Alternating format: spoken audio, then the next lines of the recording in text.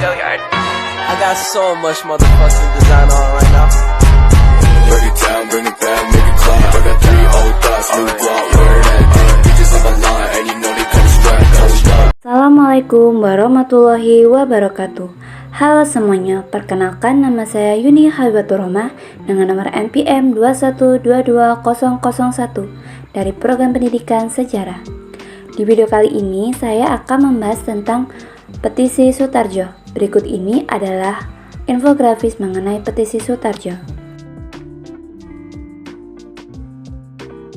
Petisi Sutarjo. Petisi Sutarjo digagas oleh Sutarjo Karto Hadikusumo yang merupakan Ketua Persatuan Pegawai Bestur atau Pamung Praja Bumiputra atau PPBB pada 15 Juli 1936.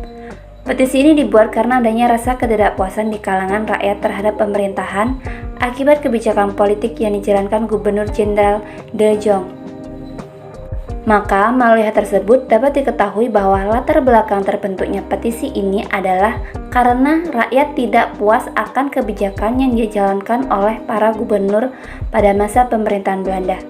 Sutarjo kemudian mengusulkan petisinya pada 15 Juli 1936 kepada Ratu Belanda yang bernama Ratu Wilhelmina serta Staten Generaal atau parlemen di Belanda. Petisi ini juga ditandatangani oleh I.J. Kasimo, GSSJ Ratulangi, Datuk Tumenggung, dan Ko Kwat Tiong.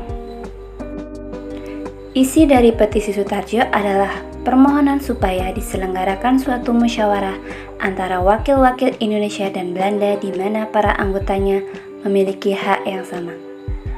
Tujuannya adalah untuk menyusun suatu rencana yang isinya adalah pemberian kepada Indonesia sebuah pemerintahan yang berdiri sendiri dalam batas pasal 1 UUD Belanda.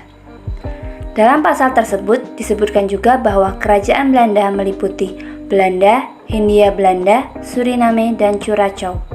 Pelaksanaannya akan dilaksanakan selama 10 tahun secara berangsur-angsur. Setelah melewati banyaknya pro dan kontra, maka pada 17 September 1936, petisi Sutarjo diterima untuk dibicarakan kembali dalam sidang khusus. Sidang khusus tersebut berlangsung hingga 29 September 1936, dan usai persidangan diadakanlah pemungutan suara. Petisi Sutarjo disetujui oleh Volksraad atau Dewan Rakyat dengan perbandingan 26 suara setuju dan 20 menolak.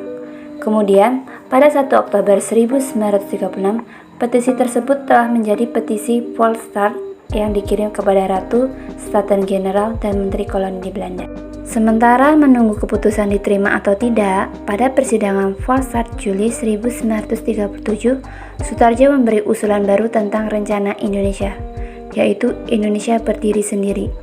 Rencana ini akan dibagi dalam 2 tahap, yang masing-masing tahap berlangsung selama 5 tahun. Usulan baru ini juga akan kembali didiskusikan oleh pemerintah Belanda, apakah akan diterima atau ditolak. Petisi ditolak. Setelah berunding cukup lama, dalam persidangan Volksraad pada Juli 1938, Gubernur Jenderal Tjarda telah menganggap bahwa petisi ini lebih baik ditolak. Alasannya karena petisi ini memiliki isi yang kurang jelas, mengingat juga bahwa belum dapat dipastikan apakah yang terjadi di masa yang akan datang. Untuk itu, Gubernur Jenderal Tjarda menyarankan bahwa petisi ini harus ditolak. Akhirnya, melalui keputusan Kerajaan Belanda nomor 40, tanggal 14 November 1938, petisi Sutarjo ditolak oleh Ratu Wilhelmina. Alasan dari penolakan tersebut karena Belanda menganggap bahwa Indonesia belum mampu untuk berdiri sendiri. Dampak petisi Sutarjo.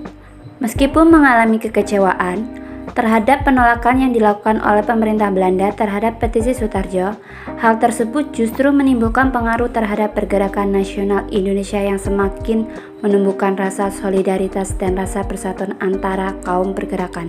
Hal tersebut membuat organisasi pergerakan di Indonesia semakin bertambah dan semakin maju. Demikian tadi penjelasan tentang infografis mengenai petisi Sutarjo. Maka, petisi Sutarjo adalah salah satu bentuk pergerakan di Indonesia dalam melawan para penjajah di Indonesia, salah satunya Belanda, untuk memperoleh kemerdekaan di Indonesia.